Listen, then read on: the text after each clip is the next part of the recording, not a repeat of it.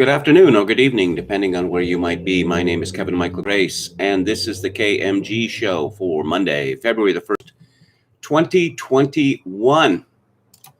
So let's start with the markets, and let's ask ourselves the question, what are markets for? Jim Kunstler has been thinking about this because of all of the volatility from Redditors, which has moved from the equities market to silver now. He begins the hijinks playing out in financial markets instruct us that politics finally comes back to the soundness of our economic arrangements, no matter how far out into the asteroid belt of psychopathic ideology the nation veers. For instance, we're about to find out how little race and gender hustling actually matters to the common good of this land. After their successful prank with GameStop, the subreddit vigilantes are aiming to send the price of silver to the silvery moon now, and in the process drive hedge fund privateers and bankster short sellers into insolvency, even if it wrecks the financial system.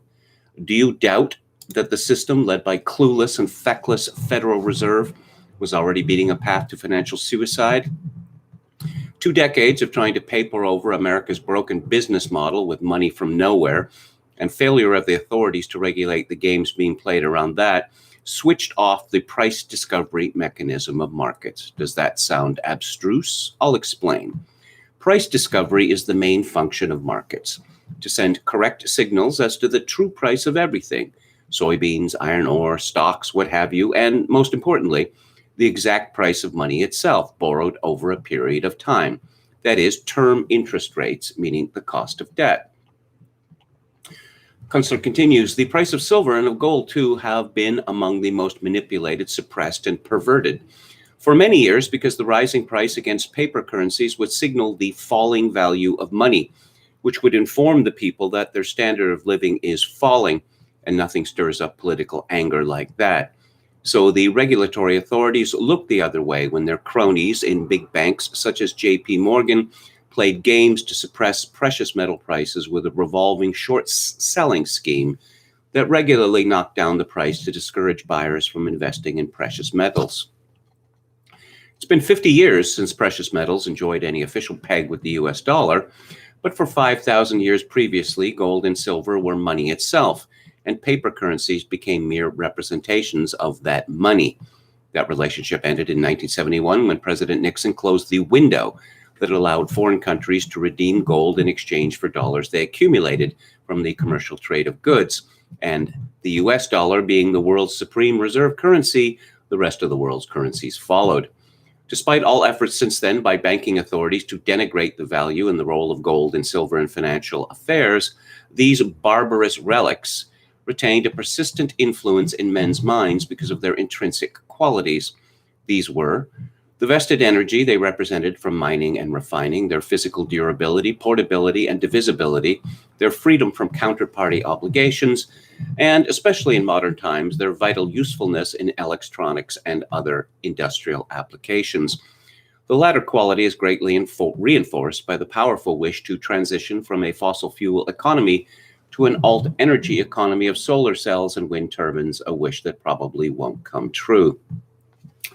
And so, as promised by the subreddit vigilantes, the silver price was up around $3 or 10% in overnight trading going into the week's Monday open. It looks like they mean business, and that could mean many things. The most obvious is a very conscious effort to punish the hi-hats of Wall Street for years of lawless game playing that made them ultra-rich and left everybody else in the country impoverished. Some of the vigilantes frankly expressed the desire to wreck the degenerate banking system altogether, a great purge of evil to restore something like God-fearing accountability, moving toward a fresh and honest restart of markets and banking. I'm not convinced that we would get any such orderly restart in the sense that global banking could be reconstructed along pre-2020 lines. Kunstler concludes, rather, wrecking the banks in a daisy chain of shattered obligations would be an express ticket to the Palookaville of neo-medievalism I've been warning about, and probably in a sharp, disorderly, violent, and deadly episode of losing everything that has made us civilized. In any case, the country has already prepped itself for some kind of spectacular failure with all the social mindfuckery of the past 4 years that eventuated with the empty shell of Joe Biden in the White House and millions of his supporters swept into an epic hysteria of manufactured moral outrage over pseudo-realities initiated by academic racketeers and then weaponized by our politicians. But the game is on, whether you like it or not. This may be a last opportunity to get your minds right before you lose your country and your future. Yes, pseudo-realities, or as some people call it, misinformation. I'm going to be talking a little bit more about that, but we see something similar in, well, suppression of the gold and silver markets and in the suppression of so-called skepticism regarding masks, social distancing, lockdowns, etc. The people in charge have decided to inform us, instruct us, compel us to believe that their mandates regarding masks, social distancing, lockdowns, etc., are the truth. And there is no deviation from the truth, none that can be allowed, at any rate. And I think we see a similar thing with the market here, that ever since Alan Greenspan destroyed the business cycle roughly 20 years ago, we can make as much wealth as we want. It's not dependent upon any considerations of real value. No. That was the old capitalism. The new capitalism, institutions can raise money for practically nothing. If you're not an institution, if you're not a rich person, it's a little more difficult. The purpose of capitalism or the markets may have been originally to determine true price points, but it's been obvious for decades now that the markets are rigged casinos, the purpose of which is to make very rich people even richer. And the elite had decided that there was nothing that anyone could do about it. Well, I don't know, perhaps there is. I used to write a lot about the mining industry and about the prices of gold and silver. And it was obvious to me, going back more than a decade, that the price of gold was being ruthlessly suppressed, likely at the behest of the Federal Reserve and other worthies.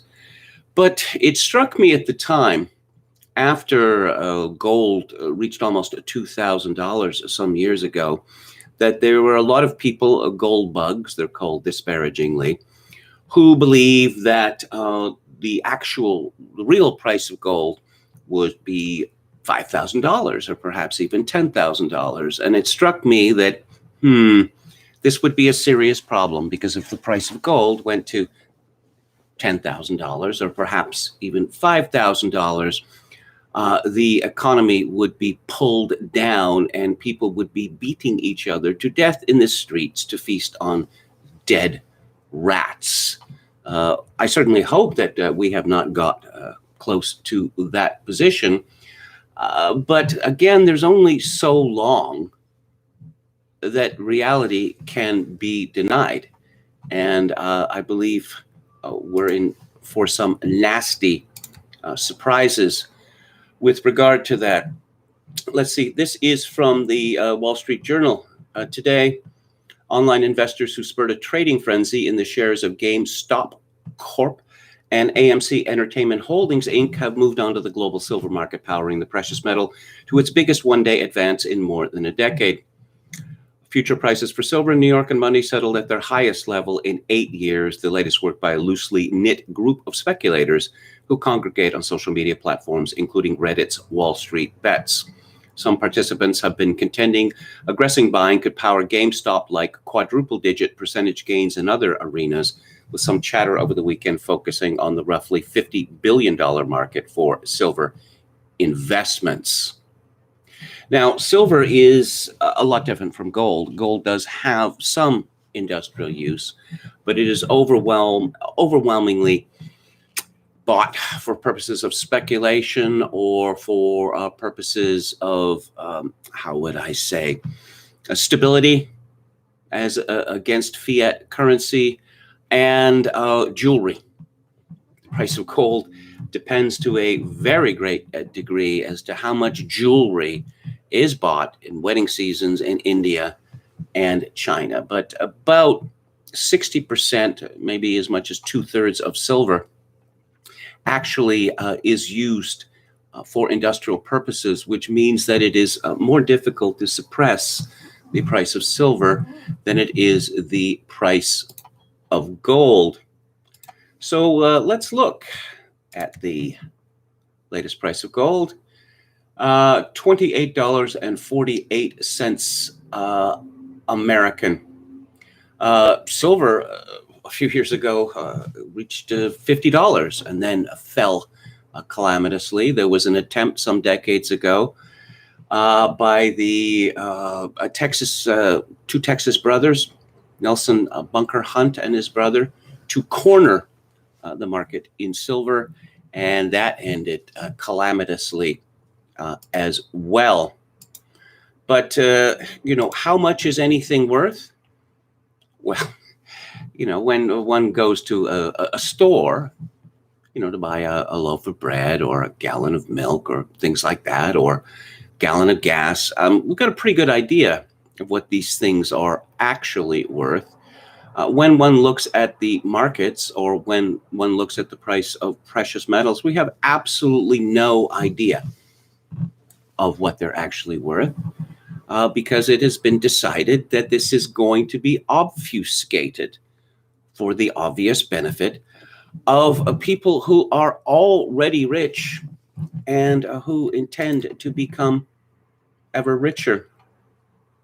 Now, one of the ideas which has been put forward to protect, the proles, as the middle class used to be called, is a universal basic income.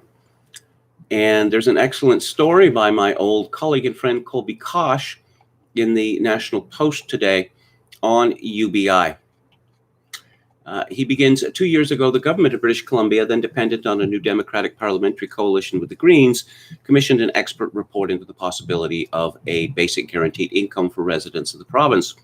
This was a gesture toward meeting a green demand for basic income research. We have all seen, he talks about electoral form, so-called. There was no electoral form in British Columbia. These things always fail because the party that is in power thinks, now that we're in power, we can arrange to stay in power for a long time. And we don't intend to share power with lesser parties. Oh, yes, of course, British Columbia had a law about fixed elections. This law is blatantly, stupid, and it's illegal because it is the first law of parliaments that no parliament can constrain another parliament. As we have learned in any event. So there was this report on UBI. Colby Kosh writes that this report was published Thursday, and it is surely worth however much was spent on it.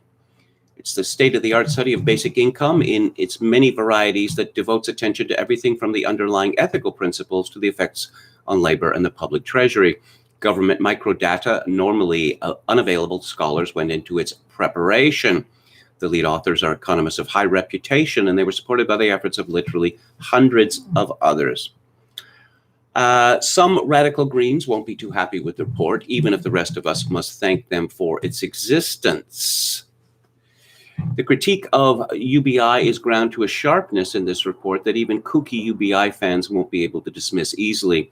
When a true UBI is compared to alternatives involving income-tested tax credits or negative income taxes, the likely reduction in poverty is much greater, dollar for dollar, of expenditure with the alternatives. The hypothetical compensating advantage for a UBI is that, since it goes to everyone without regard to their other forms of income, it wouldn't discourage paid work by imposing a welfare wall at some particular level of income. Great, except how do you pay for it? The report estimates that you could, in fact, eliminate poverty in BC by a statistical definition with a $20,000 UBI for working-age people. That would cost $51 billion a year, which is roughly the same order of magnitude as the whole budget of British Columbia. This means higher taxes. You could start down the road to the 51 billion by effectively eliminating the personal exemption from income tax, but oops, you have just erected a huge welfare wall for everybody who reaches the poverty line. You could try to get there by eliminating social programs that were no longer necessary with the UBI, but on close inspection, and the study does perform one, most of the existing ones of any size would still be necessary in UBI world. The devil is in the details, which has allowed UBI supporters to get away with playing three-card Monty in the debate. This report pins things down and shows that welfare walls are inevitable, whether or not the design of a basic income targets the vulnerable. Only a fraction of the report is devoted to UBI debunking, with a page or so explaining why the experimental pilot program that was originally demanded shouldn't happen. The authors devote the remainder of the space to showing how reforms to the existing buffet of social programs, along with better integration among them, could achieve a lot of the desired effects of the UBI. Many welfare walls just need a gentle push, and could in fact go quite a way to extinguishing poverty affordably. An excellent piece by Colby. I just have to say that so many of the problems regarding poverty have to do with social conditions. The elite decided, going back to the 1960s, that divorce was a good thing. It was a positive good. And essentially anyone who wanted a divorce could get a divorce. In the 1970s, we came to learn that so-called single motherhood was a good thing as well, and that it's something that should be cheered, that single mothers are noble. Now, it's fairly obvious that, of course, if you have one family and you split them into two, it's going to mean, unless you're dealing with rich people, it's going to mean a great increase in poverty. And again, if you have single mothers, how are they supposed to look after their children? Of course, they can get money from the fathers of their children, but this leads to, it leads to poverty at that end. And a lot of these women are forced to work. And so who looks after the children? Well, in Quebec, they have $5 a day daycare, which is, of course, a massive subsidy, encouraging women not to look after their own children. And as we have seen, this has resulted in something of a social disaster, because it turns out that children actually need to be looked after by their parents. Well, that's much the best thing. And especially their mothers, children who do not have a close connection with their mothers in their so-called formative years tend to come to grief. So I don't think, here's another example. If you've ever wondered about the tremendous racket right outside the door, right there, it is because a formerly functioning motel, sort of a landmark in Victoria, essentially went out of business because of the COVID-19 hysteria. And then it was acquired by the city of Victoria as a homeless encampment. The city of Victoria is well known, or notorious, if you will, for being the best place to be homeless in Canada, with the result that there is a march across Canada, especially in summer, of people who've decided that they don't really want to work, but they want to live a reasonably decent life nonetheless. So they head out to Victoria. Homelessness was something that was, cracked down upon until fairly recently. The kind of things that one sees on the streets of downtown, and not just downtown Victoria anymore, and in other cities in Canada, and of course in the United States, are the result of toleration of behavior that was not tolerated again until fairly recently. And obviously it is not a good idea for people to be homeless for all sorts of reasons, not least of which is the damage it causes to the community. Not just the homeless people themselves, but all of those who have to have contact with them. For instance, every time I leave my front door, my hotel, I have to make a threat assessment of every single person I see. That's sort of damage is difficult to measure, but it is real nonetheless. Let's have a look at the chat. Chogokin666 says, who thinks Brian Stelter looks like a great giant rich baby who needs a nappy change? And again, from the same source, I bought almost one whole share of GME today. And 8 feet of snow right now in New York City. I'm buried in a hole as we speak. Isn't the city supposed to be dead even before the snow? Jim Bowden says, markets serve the ones who run it, namely Small Hats Brigade, period. Gamian, I don't know where that person is. Wow, 72 here and dry as a bone.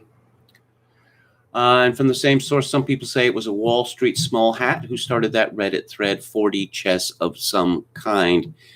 Adam says Reddit isn't pushing silver. That's a lie. Check Wall Street Bets, and you'll see they are all saying don't buy silver. Half Galician says ideal purpose of markets is to distribute capital to worthwhile, efficient business that are in demand and away from inefficient ones that are not. Well, that used to be the purpose. And, we all know about the Solyndra fiasco under Obama, but you ain't seen nothing yet, baby, when it comes to the Great Reset, the green revolution in energy. Oh, capitalism. Yes, this is my point, Chogokin666. Thanks for that. That capitalism, as we knew it, as that, I was taught at school, it was abolished circa 2000 by Alan Greenspan. Again, Half Galician says a supermarket is a microcosm of a market. Manager stocks products that are selling well and doesn't reorder items that don't. Demand determines which products go on the shelves. And also, I suppose, demand and competition determines how much is charged for these items. Of course, you have all sorts of inefficiencies here that the immigration is constantly pushing wages down. And you have just huge distortions in the market because the use of illegal labor results in certain agricultural niches, which are much, much bigger than they should be. And of course, it prevents the owners of this land into moving into automation. But where there is political power, well, where there is politics, markets are going to be distorted, and I think that's one of the problems that the true believers in capitalism don't understand. That businessmen, particularly big businessmen, are going to use political power in order to juke the markets. I think they have sold metal on paper that doesn't exist, lost of it. Manfred von Thistlebaum says, yes, I went into this question a few years ago when I was writing a column for the Financial Post, that there are some companies, say gold companies, that are legit, and there are others, well, how much gold do they really have? And it was discovered that actually this is based on the belief that people actually aren't going to claim their gold. And when people started claiming their gold a few years ago, they were distressed to find out that the numbers stamped into the bars were not the same as the ones that they had bought. In other words, these gold repositories were selling gold or leasing gold or rehypothecating gold all over the place. Okay, what's with KMG's suit collar? Is there was a problem with it? Oh dear. Thank you for that. Oh, how embarrassing. Again, from Manfred von Thistlebaum, the UBI will help people become pod-dwelling non-breeders. Well, that trend is already well underway. Yes, it's fixed. I've fixed the collar. AMC was able to pay down hundreds of millions of dollars in debt. LOL, says Alex DeLarge. Again, in buying massive amounts of AMC, retail investors effectively transferred hundreds of millions of dollars to holders of distressed bonds. Someone mentioned Nick Fuentes. Some weird stories about him I've been reading about money being raised, ending up in his pocket. I don't know whether any of this is true. Also, more Catboy stuff. Ugh. Okay, Matt Forney says there's a gaggle of panhandlers at the off-ramp that leads to my parents' house. City refused to do anything about it until Obama gave a speech at the nearby high school. Bums were back the next day. What if everyone bought silver, physical silver, says Chad Chadson, our valiant moderator. Thank you for your service. Of course, silver is so much more cheap than gold that buying physical silver is actually more of a realistic option than buying physical gold, for the reason that, gold is very heavy. And what are you going to do with it? Well, you can store it somewhere, but if there's an emergency, how are you going to get it? Is there any guarantee you would actually be able to get it? I suppose you could store it in your house, but if the rumor got out that you were storing gold in your house, there would likely be attempts to take it by force. Cecil Henry says, didn't homelessness used to be technically illegal for exactly this reason? Yeah, pretty much. But in Canada, our real rulers, the Supreme Court of Canada, ruled that panhandling was not illegal. Presumably, they ruled as well, sleeping in the streets, not illegal. Much of Victoria, including parks, have been turned into plein air homeless shelters. Of course, Victoria's tourist industry, which I guess is the second biggest industry in the city after government, has been absolutely walloped by the COVID-19 hysteria. But when the word gets out that downtown Victoria, which is borders the tourist part of the town, I mean, I could walk to the tourist part of the town in 5 minutes. When the word gets out that Victoria, near the Inner Harbor, is a hellhole like San Francisco, I don't know how many American tourists are going to come here. Alex DeLarge says Nick received about $300,000 from a Frenchman who committed suicide. Just had a new baby girl, says more, please. Well, congratulations. Be fruitful and multiply.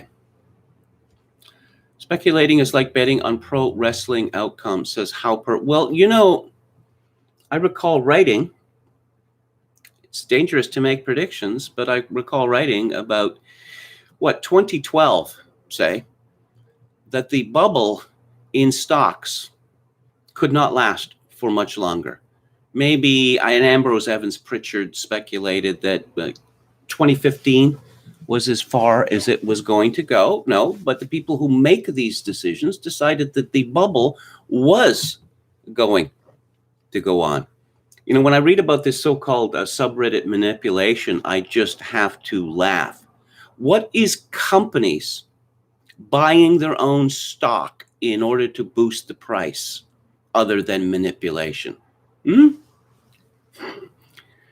Chokakin 666, India is having a farmers' rebellion right now. BJP doing NAFTA type stuff and cracking down harshly. Alex Large says, are you finding Biden in a less hysterical press cycle somewhat refreshing? No, actually, it is just as hysterical, only in the other direction, as Matt Taibbi and others have pointed out. It's the second coming, apparently, despite the fact that not only Biden can't speak coherently, but his press secretary can't speak coherently. And when asked a rather simple question that was surely anticipated, proceeded to fumble through briefing books, which was probably only for a minute, but it was so agonizing that it seemed to last for much, much longer. For more, please again. Thank you. Born healthy at home. Wife is okay too. What a weight off a guy's shoulder. So, oh, yes. In more revenge news, this is from David Eng at Breitbart. As former President Donald Trump awaits possible disciplinary action from Hollywood's Actors Union, a new report states that an expulsion from the Guild would hurt any media projects that the former president hopes to launch. Trump is facing possible expulsion from SAG-AFTRA, Hollywood's largest labor union that represents thousands of screen actors and TV journalists. The Guild is reportedly contemplating expelling Trump over the Capitol Hill riots, as well as his criticism of the mainstream media, which union leaders claim represents actual harm to its broadcast journalist members. The Hollywood Reporter noted that an expulsion would make Trump a pariah in the media world. I think expulsion would send a loud, clear message to SAG-AFTRA companies to consider not engaging him, attorney Ivan Kagan Bierman told the Trade magazine. Yes, I saw. I'm a little bit familiar with this woman who is called, amusingly, Molly Jong-Fast, who is a left-wing journalist who is very close to Bill Kristol, who published her in the Weekly Standard and the Never Trump People. And there's an accusation that Molly Jong-Fast alerted Project Lincoln to the pedo shenanigans going on there. And Molly Jong-Fast, she reveled in a tweet that, oh, yes, we're getting a lot less misinformation for Trump since he's been deplatformed. Yeah. Yes, again, on the same principle, if you cut off people's hands, you're going to get a lot less pickpocketing, aren't you? I saw that Molly Jong-Fast was making fun of Maria Bartiromo, not only for her political opinions, but for her looks, specifically her face. So I did an image search on Molly Jong-Fast, and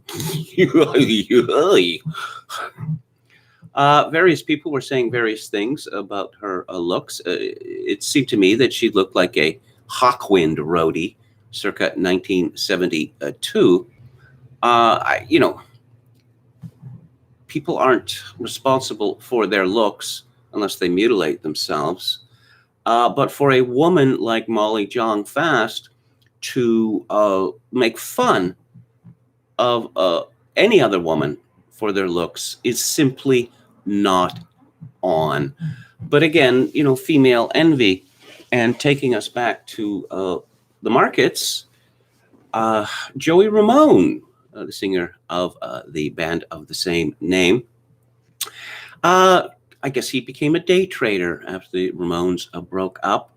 And he spent a lot of time watching the financial channels and I guess fell in love with Maria Bartiromo and wrote a song about her called Money Honey. Perhaps one day Joey will write a similar song for Molly Jong-Fast. Oops, too late. No, that's not going to happen.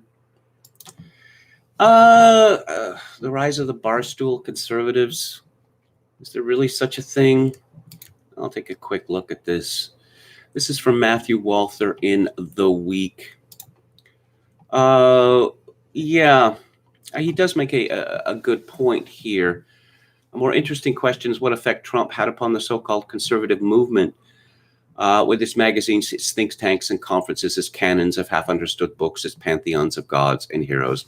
Despite what some have argued, the movement and its institutions have never been synonymous with the Republican Party, which tacitly made its peace with the New Deal when the oldest living Americans were children.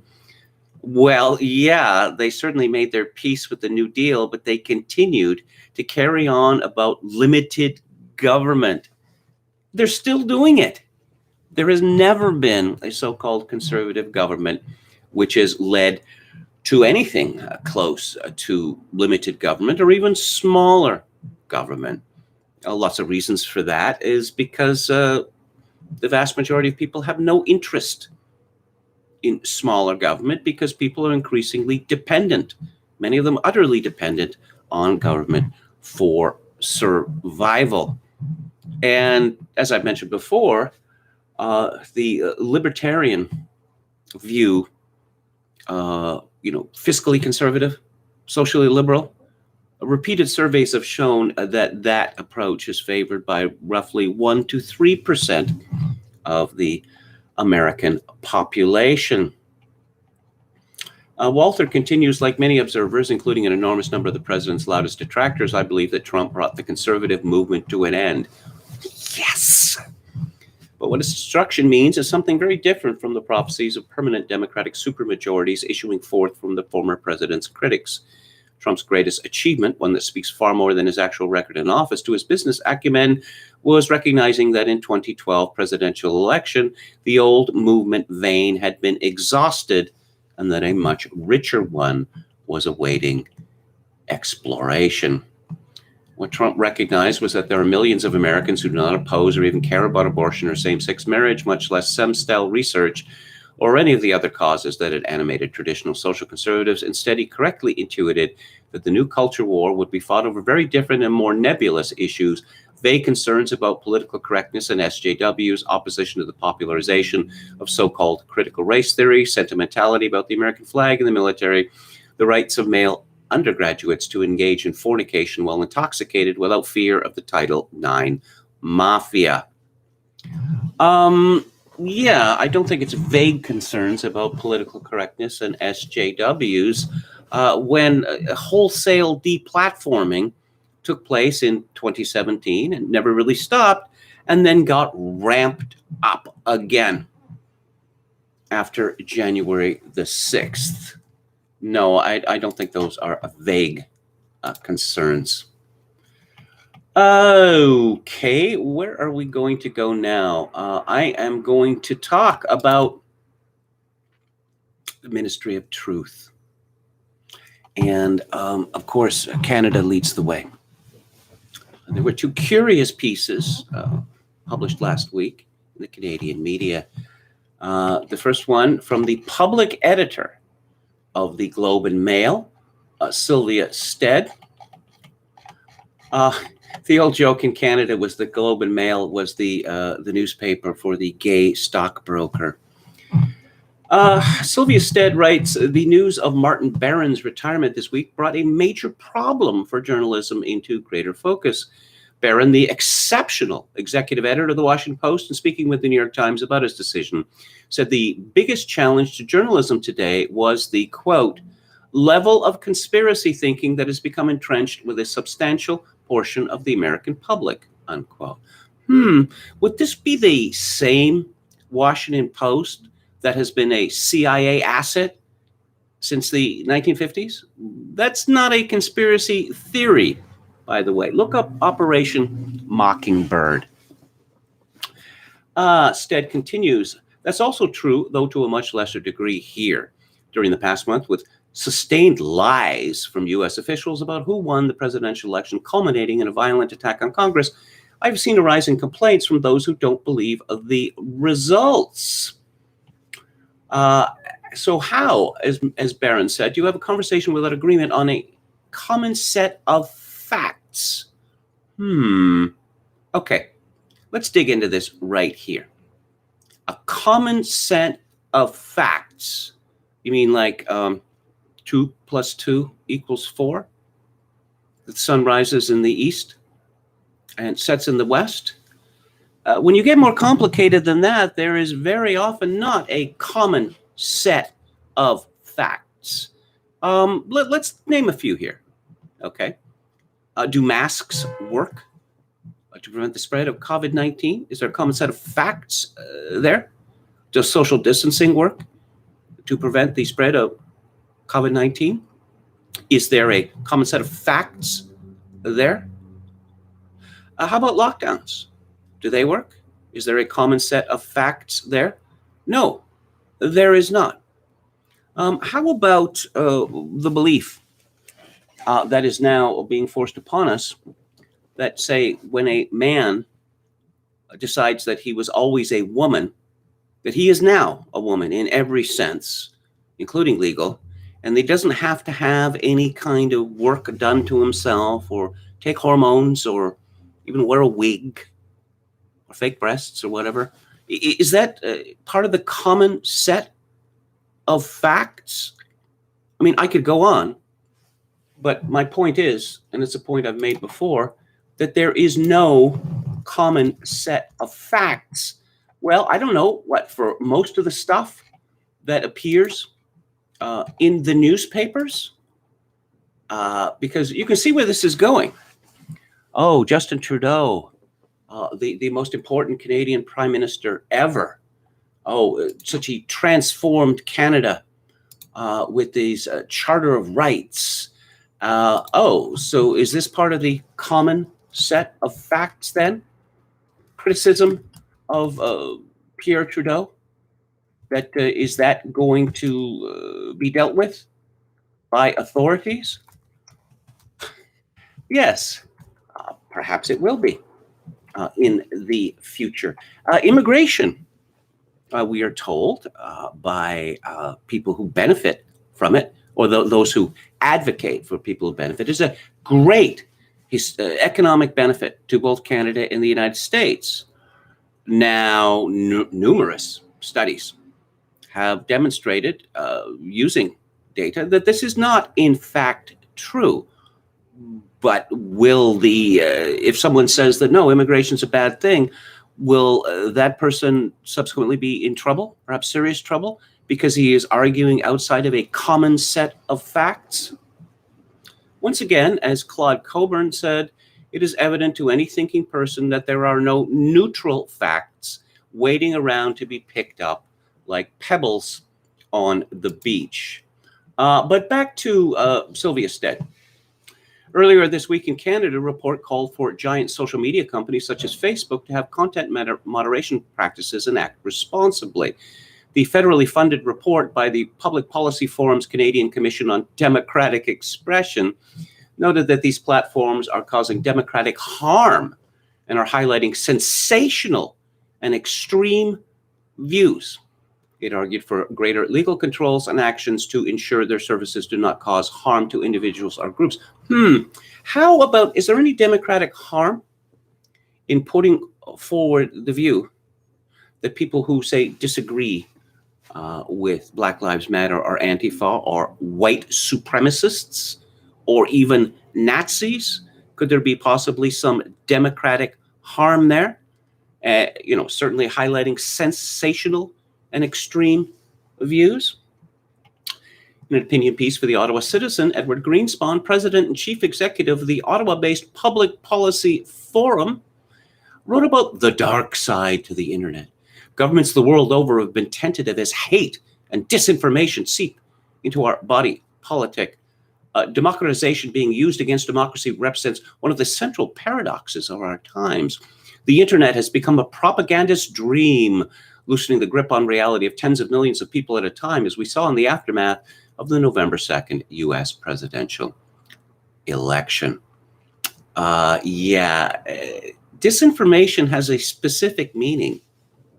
What it means is the propagation of facts which are known to be not facts, which are known to be lies. Misinformation is a much more amorphous term. Essentially, it means you hold opinions or you make claims with which I disagree. Stead continues, while attention must turn to social media, mainstream media must also learn from and react to this growing distrust and lack of agreed upon facts. SCTV once had a running gag about these history moments that the Canadian government used to run, and they conjured up this CanFacts, the Bureau of Canadian Facts. Canada has a Thanksgiving and America has a Thanksgiving, but our Thanksgiving comes earlier in the year than the Americans, so it's better. Did you know it? It's a fact. And it went on like that. And so from a parody to reality in a little under 40 years. Let's see. Beyond that, media should get outside its bubble and show more emerging views and reasonable opinions. Can these people be any more disingenuous? Their response to complaint about them being in a bubble is to say all of those people outside our bubble must be silenced and perhaps heavily fined, perhaps even imprisoned. And Sylvia Stead does mention, to her credit, that this report was funded by the Canadian government. It's funny how that works, isn't it? That the Canadian government funds a study on media, and this study comes to the conclusion that the government should get strong new powers to suppress speech of which it disagrees. Edward Greenspan, he's running some NGO that no one has ever heard of. Doubtless, it's nice work if you can get it. It's amusing to me. I started thinking about this, about a decade ago, maybe a little earlier than that there's so much power wielded where we are by entities that no one has ever heard of. Edward Greenspan is a journalist. Okay. Let's see. He joined Bloomberg News in January 2014 as editor-at-large for Canada after 4 years as vice president of strategic investments for Star Media Group, a division of Torstar Corporation, and publisher of the Toronto Star. Before that, he was editor-in-chief of the Globe and Mail. How about that? How about that? Just have mainstream journalists determine what can be said and what can't be said. So Greenspan's piece begins with some possibly disingenuous praise of the internet. Yes, new ways of engaging politically and new ways of holding power to account. Yeah, okay. Last spring, the Public Policy Forum asked 7 eminent Canadians, a former Chief Justice of the Supreme Court, a free speech scholar, an anti-hate activist, a former television executive, a citizen engagement advocate, a former political organizer, and a law dean to examine how to reduce harmful speech on the internet without impairing freedom of expression. Yeah, a really diverse group of people they pulled together there. After speaking with dozens of experts, commissioning original research and listening to input from a representative citizens' assembly of 42 Canadians, chosen by whom, I wonder, the Canadian Commission on Democratic Expression has come up with a 6-point plan to get the internet back on course. I'm old enough to remember when the World Wide Web was invented, and it was distributed. That was the great thing about it. It was not centralized, it was distributed, but now it's all going to have to be centralized again because the kids have got out of hand. Just this week, an Abacus Canada poll showed that 93% of Canadians believe online hate speech and racism are a problem and favored government regulation by a 3-to-1 margin. This is what happens when you live in a country where no competing opinions are allowed. Also, what is hate speech? What is racism? If I say that I state my belief that Canada should have an immigration moratorium, is that hate speech? Is it racism? Because the vast majority of our immigrants come from the third world? Well, I'm sure many people would consider it to be hate speech and racism. I could simply restrict my argument to the fact that Canada does not need any immigrants, that immigrants are going to depress wages. And especially after the shock of the COVID-19 hysteria, it is insane to bring in 1.2 million people over 3 years. But again, hate speech and racism. After 9 months of deliberation, the Commission has called for the creation of a statutory duty to act responsibly to be imposed on platforms including social media companies, large messaging groups, search engines, and others who host user-generated and third-party content. This means that they will be legally obliged to take affirmative actions to ensure their services do not cause harm to individuals and groups. Harm as defined by whom? I call the Prime Minister of Canada Justin Trudeau, Princess Rockstar, which is a joke I stole from The Simpsons. Does this cause harm to Justin Trudeau? Perhaps he is a sensitive soul who weeps at criticism. Who will decide? This duty would be enforced, Greenspan informs us, by a new regulatory body, which would work with a companion social media council to write a, wait for it, code of conduct to guide expectations around acceptable and unacceptable platform practices. In this quickly evolving medium, the Social Media Council could provide a forum where industry, civil society, and citizens can provide policy input to the regulator. Stakeholders, as they say. Those people who make money out of it, vested interest. And never forget that the journalism railing against the need to regulate racism and hate speech on the internet are taking direct aim at their competitors. For individual complaints, citizens would have several avenues of recourse. They would be able to lodge their objections with an e-tribunal, a streamlined dispute settlement body staffed by legal professionals but accessed online. In other cases, the Commission recommends borrowing a relatively new concept from online copyright disputes called notice and notice. What that means is a complainant would give notice to a platform, and the platform would be legally obliged to pass on that notice to the creator of the content in question. The hope is that some people will remove offensive material once they become aware they've caused harm. How about vulgar abuse? Vulgar abuse has never been included under defamation law, but no, we're just going to discard that time-honored legal principle because people's feelings are being hurt.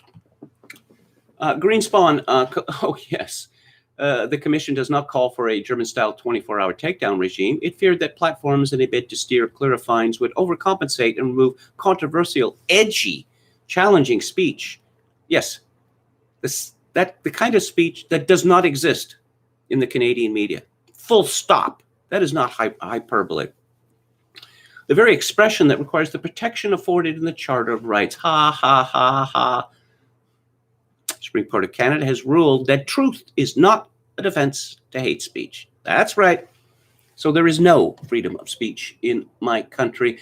And people in the media, certainly, they figured it out a long time ago. If they want to keep their jobs, they just say the same thing as everyone else. Greenspan concludes, democracy cannot function without a common set of facts on which to debate different perspectives and policy choices. This 6-point plan is meant to clean up the public square so filter bubbles are burst and spirited debate can occur. Yes, it reminds me of the old joke, very old joke by William F. Buckley Jr. of, when liberals talk about debate, they envision a debate between the Smith brothers on the merits of cough drops. Or perhaps a more contemporary example would be, debate between Ben and Jerry on ice cream. The trick is to protect the free speech baby while draining away the internet's dirty bathwater. I don't know whether Greenspan has ever studied journalism, but journalism has always been offensive. Always. And if it's not allowed to be offensive anymore, then it is not journalism. It is merely propaganda. But that's what they want. So I went to the ppforum.ca, and I wanted to find out exactly who, these worthies were that came up with these recommendations. And I was not surprised by what I found. Not surprised at all, because it's the type of people who are always called upon to take part in this. Racial rent seekers, NGO hacks, that sort of thing. And again, if someone were to make some sort of comment about a certain religion with headquarters in Saudi Arabia as to the effect of people adherents of that religion in the West, what they would be, Again, is this hateful? Is this racism? Of course, this particular religion is a universal religion and not a racial religion. But that has not stopped the persistent claim that any criticism of this particular religion is racism. So I guess we can expect the Trudeau government to move on this soon. It's rumored that there's going to be an election soon in Canada. And the media has conveniently sliced and diced the new Conservative leader, just as they had sliced and diced the old one. And the message from the media to the Conservative Party is essentially be more gay. Be more gay. And also, it would probably be useful if you were to, tell the media that your wife or perhaps one of your daughters had an abortion and that it was a good thing, because it is not enough in my country now to say, no, we have no intention of changing any of the legal protections of sexual expression or of what is called reproductive choice. And the response comes back, that is not enough. You don't seem to think that gender expression and reproductive freedom are a good thing. Personally, you don't seem to think so. So we need you to grovel. And I suppose in the absence of, everyone will be groveling even more than before, because nothing to the contrary is going to be allowed to be published in Canada or even seen by Canadians if it offends the narrative. An absolutely hilarious piece in Wired by a woman called, what is her name here? Nina Jankowicz. She is the author of How to Lose the Information War and studies disinformation at the Wilson Center. This essay is based on the new study, Malign Creativity, How Gender, Sex, and Lies Are Weaponized Against Women Online. Again, you've never heard of this woman, but apparently she is powerful. What is the Wilson Center? And how many people are working on this question of disinformation or misinformation? There seem to be thousands of them that just sprung up out of the ground. She begins, it was somewhere between the calls to repeal the 19th Amendment and the declarations that I was a traitor who belonged in Guantanamo Bay that the trolls started to wear me down. Several days before the onslaught began, I posted a dry Twitter video debunking a conspiratorial narrative that was gaining prominence among Trump supporters. The next week, while sitting in the waiting room of my doctor's office, my iPhone grew hot as it processed a stream of tweets and direct messages telling me Islam was right about women, criticizing the size of my breasts, my chin dimple, and the symmetry of my face. According to the trolls, I was an affluent white female liberal, or AFFLL, and part of a CIA psyop.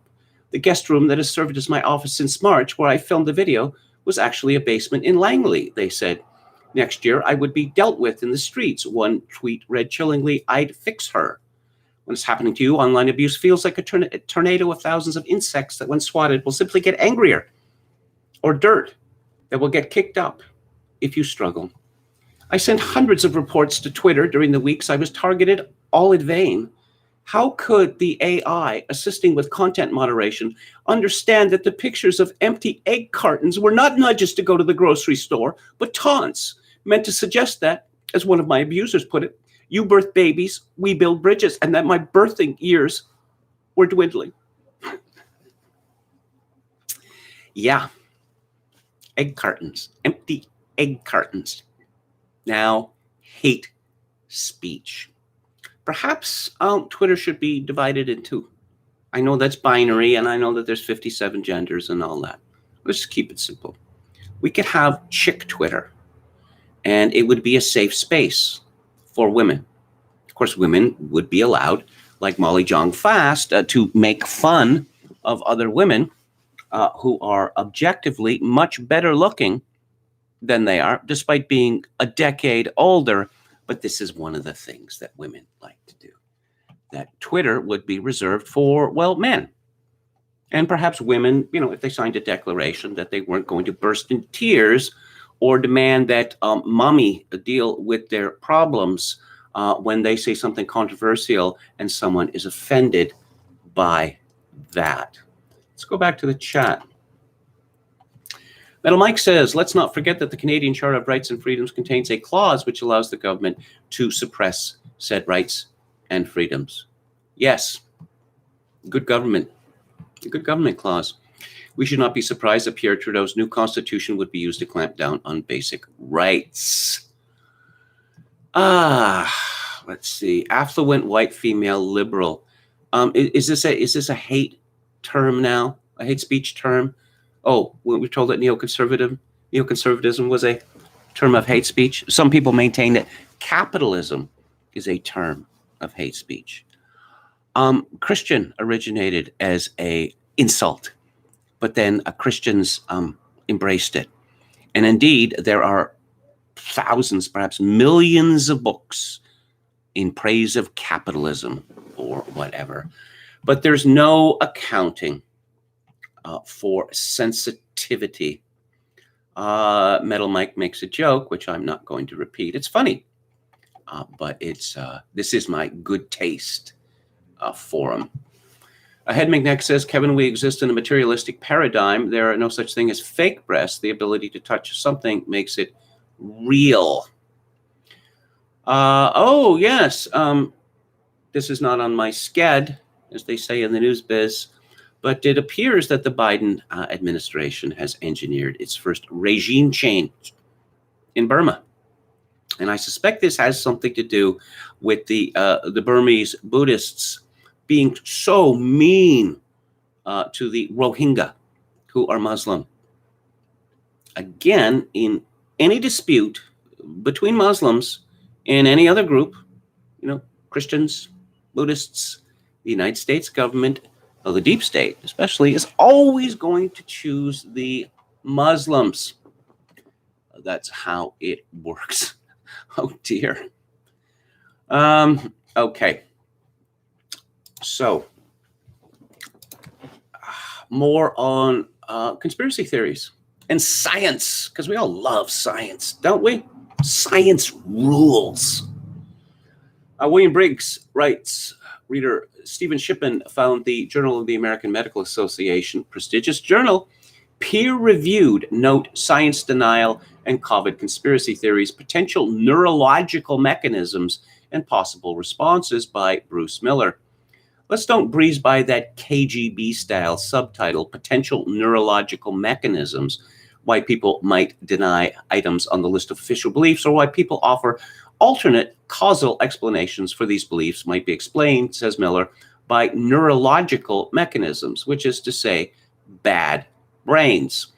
Passing off critics as neurologically damaged and therefore in need of caring, loving, possibly confined treatment sure is easier than successfully rebutting criticisms. The opening paragraph is a wonder, especially considering the paper's date, November 2nd of last year. The U.S. public health response to coronavirus disease 2019 has been dismal, characterized by anti-mask behavior, anti-vaccine beliefs, conspiracy theories about the origins of COVID-19, and vocal support by elected officials for unproven therapies. Less than half of the people in the U.S. heed health recommendations to wear a mask when out in public. That's certainly doubtful. November the 2nd, it's ridiculous now. Anti-science rhetoric has consequences. While only 4% of the world's population resides in the U.S., the U.S. has accounted for 20% of the world's deaths related to COVID-19, has performed less well than several other wealthy nations. Briggs comments, not wearing a mask is anti-science. What about all the old school and even some new school science that recommends against masks? Doesn't count, presumably because that science was done before official science became fully woke. Or maybe because science that doesn't fit official narratives is ruled invalid. As far as the U.S. death count goes, yes, amen. It is damn curious. It can't be high because a few people on the internet are posting evidence showing masks don't work. Take New York City, where mask usage is 98% plus and has been for months. Yet people still die, though at decreasing rates. On the other hand, Florida, which doesn't have lockdowns or mask mandates, And California, which does, have similar relative deaths. Curious. This suggests Americans are older and unhealthier, not science denying. Denying science and even supporting the origin of the corona doom is entirely natural. Denying that and insisting on Chinese misbehavior can't make you more susceptible to catching a bug. What possible causal mechanism can this Miller have in mind that ties denial and death? Answer, none, because there is none. If anything, people who think the doom is a plot are likely to be more careful than those who think science will save them. Miller just can't stomach people out of his social circle doubting his word and increasing emotion among our elites. As far as the origins of the doom go, he said this, recalling this was 3 months ago, 15% among those with some postgraduate training endorsed the idea that COVID-19 was planned. Some 48% of folks outside Miller's class thought the same. He also writes, this is the author of the study, beliefs grounded in false information, just like those grounded in truth, have neural origins and reflect connections in dedicated brain circuits. Yeah, pictures or GTFO. Individuals are organized to hold beliefs and to evaluate their merit based on facts and experiences. Studies of neurodegenerative disorders that target selective brain networks shed light on the neural mechanisms that underlie the creation and sustenance of beliefs that are not based in reality. Okay. Let's look at the communist world, say, before 1991. Communism, it was science, and it was history. It was ineluctable. It could not be stopped. It was manifestly better than the free market or mixed economies. And then the Warsaw Pact countries, they fell apart, or that is to say, their communist leaders, puppet leaders, were ousted or fled. The Soviet Union itself was dissolved. What does that say about neural mechanisms? Because you had a whole elite who believed this stuff or claimed to believe it. People were forced to parrot it or suffer the consequences. In fact, the Soviet Union became notorious for imprisoning dissidents in mental hospitals, which is perhaps what the author of this study wants. But when it seemed in the later years of the 1980s, leading up to 1991, that everything these people had been saying since 1917 and before was objectively untrue, also evil, does that mean that they were all insane? That they needed treatment? Yes, and Briggs concludes, how do we bypass decayed brain circuits and faulty prefrontal systems and turn those who couldn't help but believe falsities into science-loving, upright citizens? Education, developing frontal circuitry. Oh, boo-grown hiss. To support the process of reasoning is part of education and science literacy and stands at the core of a healthy democracy. Miller doesn't say how forcing people to watch boring videos will fix their screwed up brains, but I'm sure he must be right that it can, because Miller is a scientist. The hubris of the scientists is completely out of control. We are now in the second year of COVID-19 hysteria, and the scientists have been in charge. How has that worked out? How has that worked out? This is from Axios, Chilling Trend, a longer, deadlier pandemic, from Sam Baker. Mutated versions of the coronavirus threaten to prolong the pandemic, perhaps for years, killing more people and deepening the global economic crisis.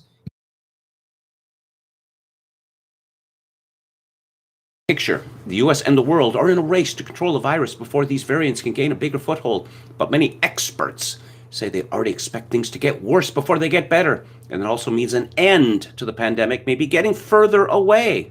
It may take 4 to 5 years before we finally see the end of the pandemic and the start of a post-COVID normal, Singapore's education minister said last week, according to the Wall Street Journal.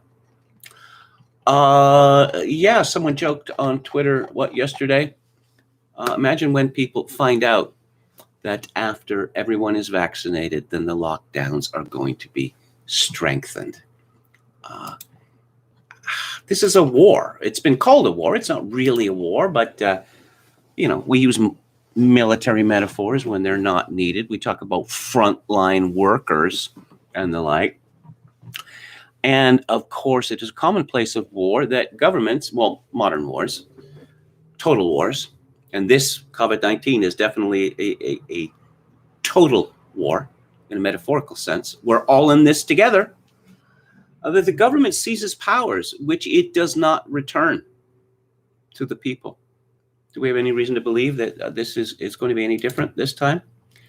And what's the result of all this? Not good. This is from Study Finds. Here's a pretty good reason to make sure you're getting enough rest and relaxation in your life. More than a third of people are walking around with the same symptoms as concussion due to stress and lack of sleep. A survey of more than 31,000 people shows that insufficient sleep, mental health problems, and stress were the causes of a whole host of symptoms doctors are used to seeing in head injury patients. Symptoms of what doctors call post-concussion syndrome range from persistent headaches, dizziness, and anxiety to insomnia and loss of concentration and memory. While 27% of people report having several of these symptoms, between 1/2 and 3/4 say they experience at least one. The most common symptoms are fatigue, low energy, and drowsiness. Yet despite their findings, researchers believe the number in the general population could be much higher. I'm looking for a word here. I'm going to do Control F here. COVID. Does it appear in the story? What do you think? Is it going to appear in the story? No, it doesn't. So there's obviously no causal relationship, no correlation between the hysteria, which has locked down the economy, destroyed society, make us fear every other person on earth as a deadly threat to our existence. This would have no relationship to what the headline calls zombie nation.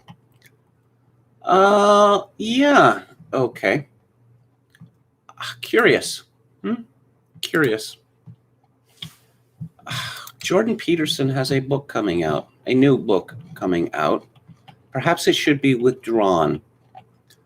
It's supposed to be published in the spring, and it's be called Beyond Order, 12 More Rules for Life. Beyond Order. Jordan Peterson's life certainly seems to demonstrate beyond order.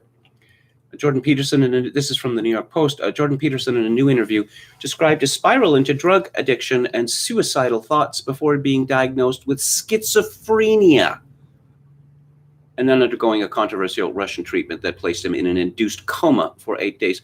There is no cure for schizophrenia, and I don't listen to anything that schizophrenics say. I don't know why anyone else would.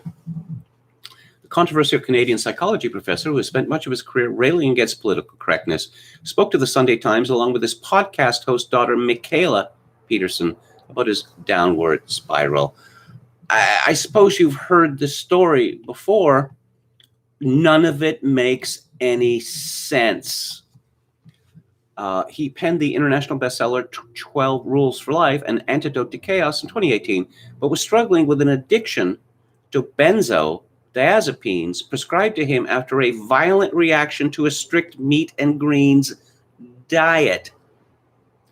His daughter says that he suffered a violent sodium metabisulfite response. It was really awful, but it hit him hardest. He couldn't stand up without blacking out. He had this impending sense of doom. He wasn't sleeping. Peterson has previously claimed that he didn't sleep for 25 days during this time, but the longest period of human sleep deprivation ever recorded is only 11 days, the Sunday Times notes. He was prescribed a low dose of antidepressants, which helped him recover, but the dosage was increased after Peterson sunk into depression following his wife's, Tammy's, cancer diagnosis. Why would Jordan Peterson take antidepressants? Why would he do that? There was a rational cause for his depression. A rational cause. The grave illness of his wife. And, does Jordan Peterson believe that all of our life problems can be solved with drugs? Apparently. You may have heard of my unified field theory as to the decadence of our civilization is that our elite is not straight, that it's on antidepressants, antipsychotics, benzos, and all sorts of other mood-altering drugs. And antidepressants in particular make it impossible for people to display higher cognition. They turn the brain into cotton wool, which is why use of antidepressants is associated with an extremely high rate of what is called suicidal ideations. Yeah. Dad started to get super weird. It manifested as extreme anxiety and suicidality. Michaela, who the Times reports, seems to have assumed full charge of his affairs, said. Okay. All right. So apparently they fixed this in Moscow or in Belgrade. Induced coma. Do we know whether any of this is actually true? Oh, yes. He told the Sunday Times that being labeled an icon of white supremacy and hate speech affected his mental health. You didn't think there was going to be a reaction to what you were doing? Maybe you should have thought this through.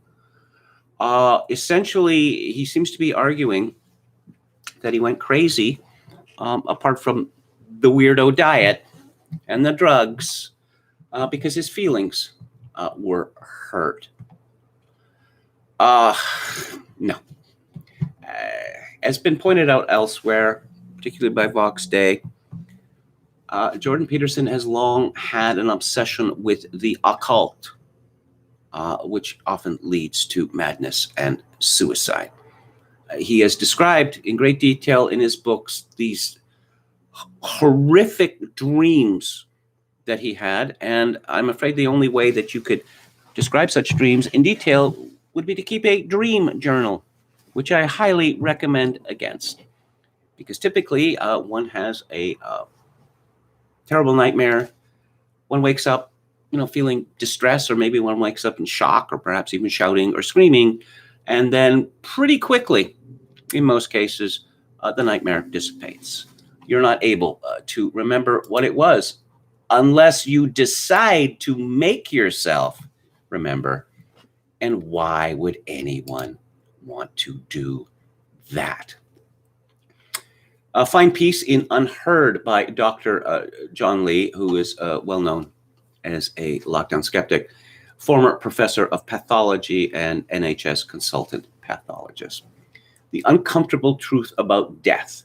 The pandemic has forced us to confront our mortality, and that is not a bad thing. All of us at some point have been preoccupied by death, though few more so than Woody Allen. I'm not afraid of death. I just don't want to be there when it happens, he wrote. I don't want to achieve immortality through my works. I want to achieve it by not dying.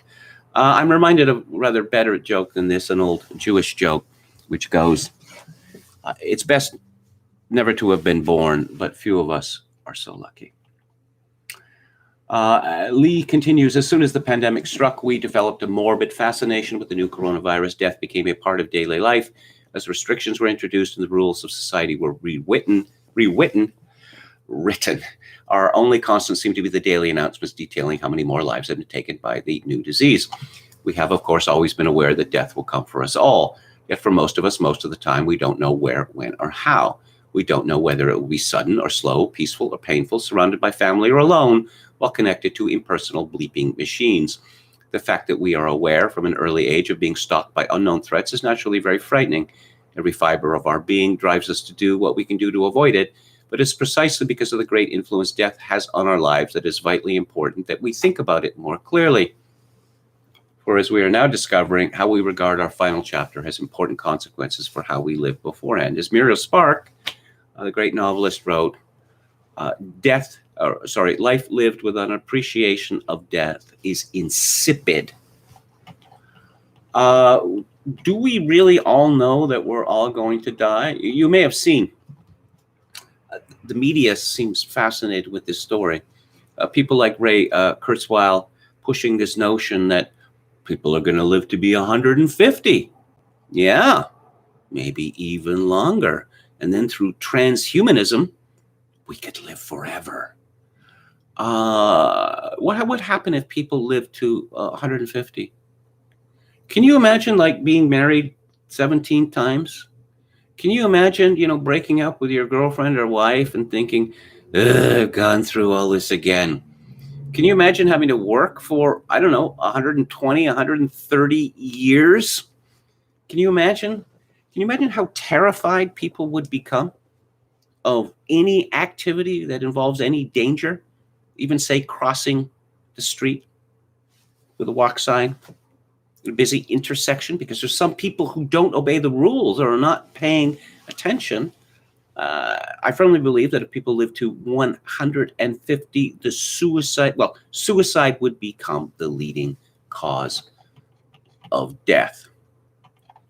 Lee points out increases in average age at death have actually slowed down and even reversed slightly in recent years, and there is every biological reason to expect that we are near a plateau for the average human lifespan. Increasing that limit is already unusually high. There is a clear relation between lean body mass and maximum lifespan for mammals. Shrews live a year while elephants live for 80. On this basis, humans should live for about 30 years. Yeah. It just, the only real deaths are COVID deaths. I had a hate mob after me on Twitter about a week and a half ago after I pointed the fact that death does come for us all, and that it is not in the purview of politicians to abolish death. Curiously, Donald Trump is supposedly responsible for every single COVID death in the United States, and Boris Johnson is supposedly responsible for every single COVID death in England. But Justin Trudeau is in no way responsible for the COVID deaths in Canada. I guess it must because he's so dreamy.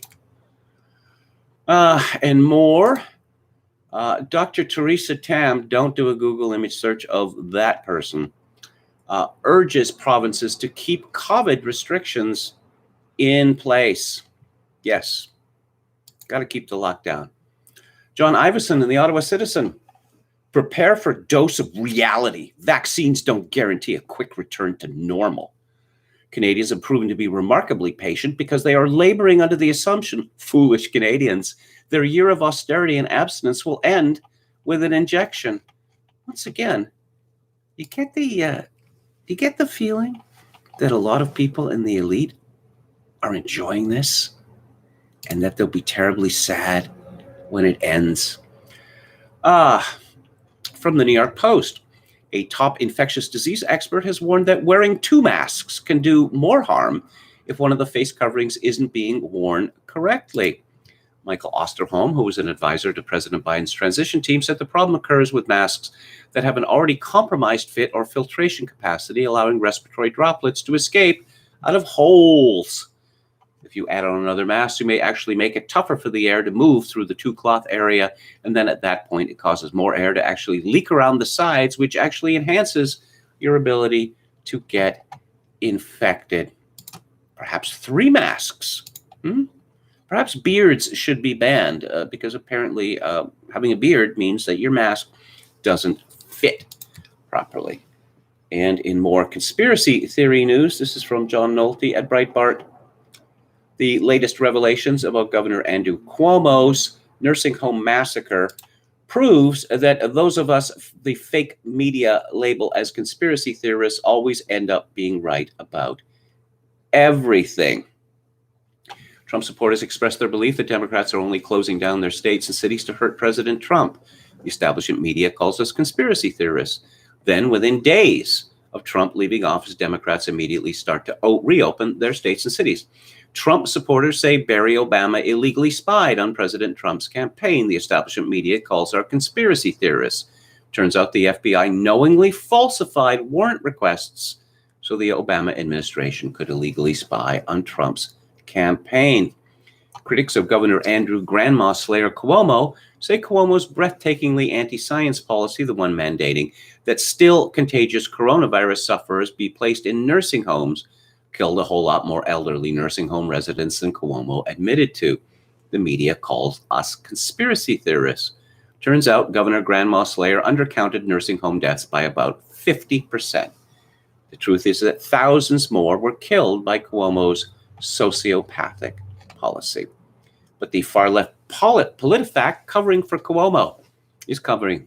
Here's Snopes. You don't need to link all the obsequious coverage Governor Grandma Slayer received for his handling of the China virus. Every establishment newspaper, political site, MSNBC, CNN, and its nightly tongue baths. They told us over and over and over that nobody was handling the pandemic better than Cuomo, and anyone who disagreed was a conspiracy theorist. CNN's The New Line, performance less than stellar. Ooh, a stinging rebuke from CNN of Governor Cuomo.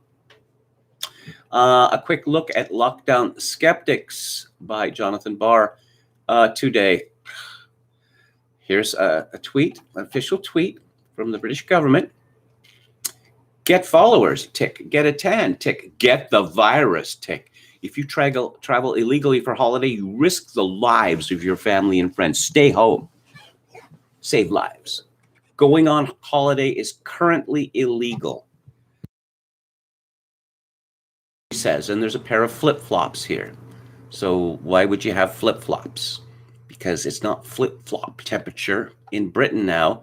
So if you're wearing flip-flops, you must be a COVID criminal. You are killing people. Yes, they are really enjoying this. Most vulnerable to COVID-19 are most likely to become infected in Belgium, Spain, and the UK. Yes, great work, frontline heroes. Let's see, what else do we have here? Whatever happened to the flu? Flu this winter seems to have all but disappeared. Sky News reports that in the third week of January, usually a peak time for the flu, the number of flu-like illnesses reported to doctors was 0.9 per 100,000 people, compared with a 5-year average of 27.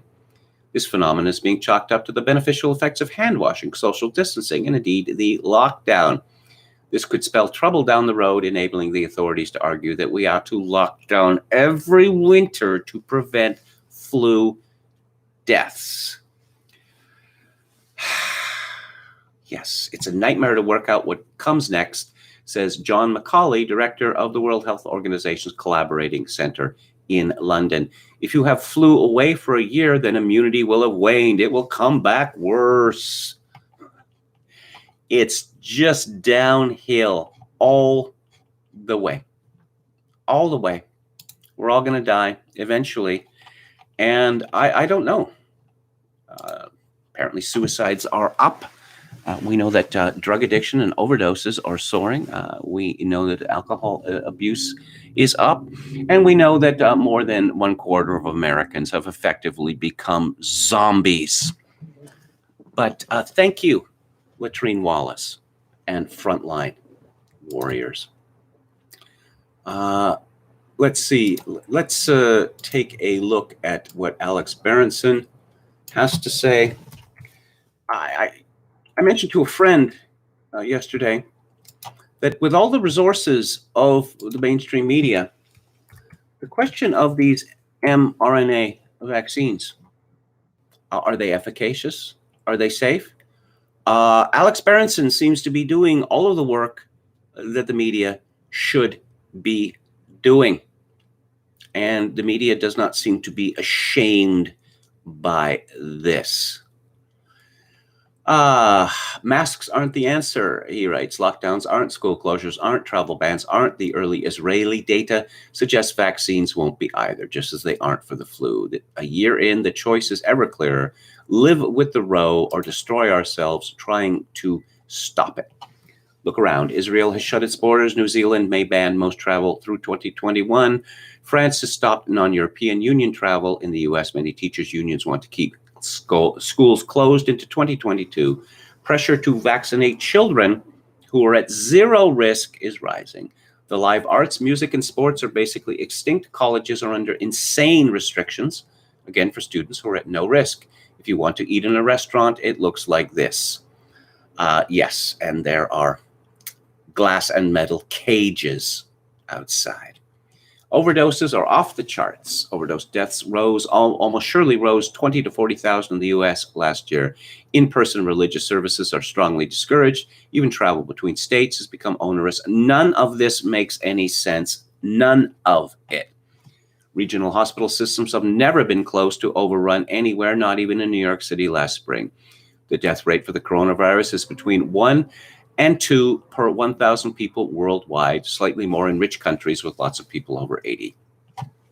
Yet instead of pulling back, governments and health experts and the media are doubling down, trying to scare people with talk of new COVID variants, even though we have no proof that they are any more dangerous, and pressuring and increasingly openly talking about forcing people into being vaccinated, even though the vaccines available in the US have serious side effects, are based on a technology never approved before for any medicine, and have not been shown to reduce deaths. I don't know where this ends.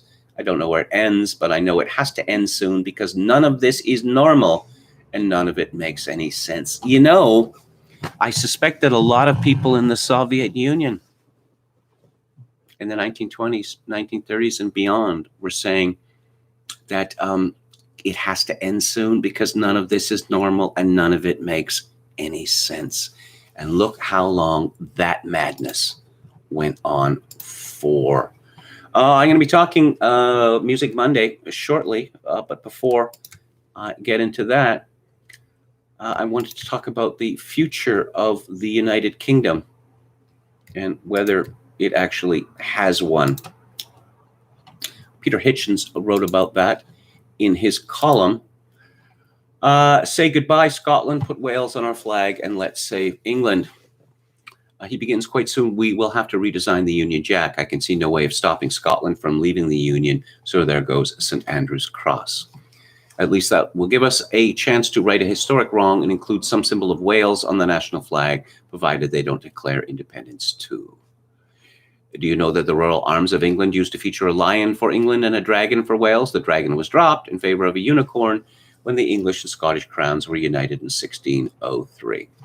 I find this a useful way to think about it. We have in recent years seen major nations, including Yugoslavia, Germany, and the USSR, change shape utterly. Perhaps we should get used to the idea we are about to undergo the same thing. When the Blair government began its revolution in 1997, I thought there might be some chance of saving the United Kingdom. But when the Tory party adopted Blairism under David Cameron, the last hopes of that faded. Not that they were very strong by then. I don't see how anybody can stop it now. Nationalism makes many people in Scotland feel good about themselves, and anyone who supports British independence from Brussels can't really argue against it. I suspect that, against all logic, if I were Scottish, I would vote for it for the sheer exhilaration of it. Our attempts to argue about finances or defense or currency just won't work. Well, the fact is that Scotland is a millstone around England's neck. That Scotland gets to have its own parliament, that England doesn't get to have its own parliament. Wales has an assembly. This arrangement is not in England's favor. And it appears that the American government, led by Senator Chuck Schumer, is going to bully into existence a united Ireland. So the terrorists of Sinn Féin will have won a victory through politics that they couldn't win on the battlefield. So that just leaves, as far as I see it, it just leaves England and Wales. There are some in Wales who favor independence. It seems largely sentimental to me. But England and Wales have pretty much been joined at the hip for 900 years or so. And I really am, I hope I live to see it. I hope I live to see an independent England. Hitchens concludes, let us for a while think rather hard about whether we can save England, our beautiful, free, prosperous country, its unique liberty, its limited government, its literature, music, architecture, and landscape, its inventiveness and its courage, the things that made us great in the first place, and which, if we can take the trouble to preserve them, might keep us in being in the future when others fail. Well, here's hoping, but present signs are not good. Let's go back to the chat before I get into the music. I'm definitely abusing some alcohol. Know what I'm saying? Says Head McNeck. It is just, I don't know, that this has had a bad effect on me this last year. It's not just everything that's happened, with be constantly having to be on the move. It's just the relentless panic, the relentless hysteria, the relentless stupidity with which I've been subjected, and you have all been subjected. It cannot help but take a toll. Again, from Head McNeck, Kevin, I remember you mentioning an Israeli scientist 9 or 10 months ago. He said the virus would burn through the population 70 days, regardless of lockdowns. Thoughts on that prediction? Well, I think it's essentially true. That we see who was wiped out in large numbers at the beginning. It was people living in old folks' homes, long-term care facilities, and the like. People in their 80s and 90s. The people who have died subsequently. I'm not going to count the people who were in car accidents or had heart attacks and it was blamed on COVID. These are people with 1, 2, 3, 4, 5 or more serious comorbidities. The sort of people who might die if they got the flu. But it turns out that apparently Donald Trump vanquished the flu. It's just disappeared. Flu is a respiratory disease. It's coronavirus disease. And it's not as if all of the flu deaths were simply being pushed into the COVID-19 category. Oh, no, that would be a conspiracy theory. Cornwall next, says Chogoken 666. What else do we have here? I consume product at about my pre-COVID rates, said Manfred von Thistlebaum. Gamion says Red Ice's Lana and Henrik moved to northern Idaho, raving about it. Very base, they say. This chat and KMG should move there. The beautiful people have been moving into Idaho for quite some time now, just as they've been moving into Montana and Wyoming. Why? Because where I live is a nasty, nasty place. And why is that? Oh, to a large extent because of the policies that I propound. When I move to these beautiful, unspoiled places, I am going to work as hard as I can in order to spoil them as quickly as possible. But of course, a place like northern Idaho, it's going to take a lot of spoiling and it's going to take a lot of time. I moved to Victoria 20 years ago, and I was really taken aback. There was something bothering me about the place. I had this sense of deja vu, and I didn't understand why. And then it hit me that the Victoria of 2001 was essentially the same as the Vancouver of 1971 in all sorts of ways. Well, Victoria has caught up now, and I suppose surpassed the Vancouver of 1971. But I suppose I had a good 10 or 15 years here before everything went J.G. Ballard. Focus on us to shave our beards. Who do they think they are? Peter the Great? That says Head McNeck. Will they force men to shave off their beards to not kill grandma? That would be amusing. What about the hipster beardies? How would they take this? I mean, it would be devastating to them, wouldn't it? Meghan Sparkle is in the news again. Meghan Sparkle? You mean Meghan Mertz? The Duchess of Sussex? Yeah. Apparently, she is the reincarnation of the Princess of Wales. Yeah. There's this notion is being pushed really, really hard. So I am going to talk about punk rock music, specifically the politics of punk rock. I suppose there's a vast literature about punk rock. It arose in the mid-70s, and you will have all sorts of people claimed to be, the precursors. The Iggy Pop is often said to be the godfather of punk rock. I lived through that era, and I was very excited when it began. it seemed to me that musically, it was a return to the values of the 1960s, that is to say the mid 1960s, particularly garage bands. Let's put it this way.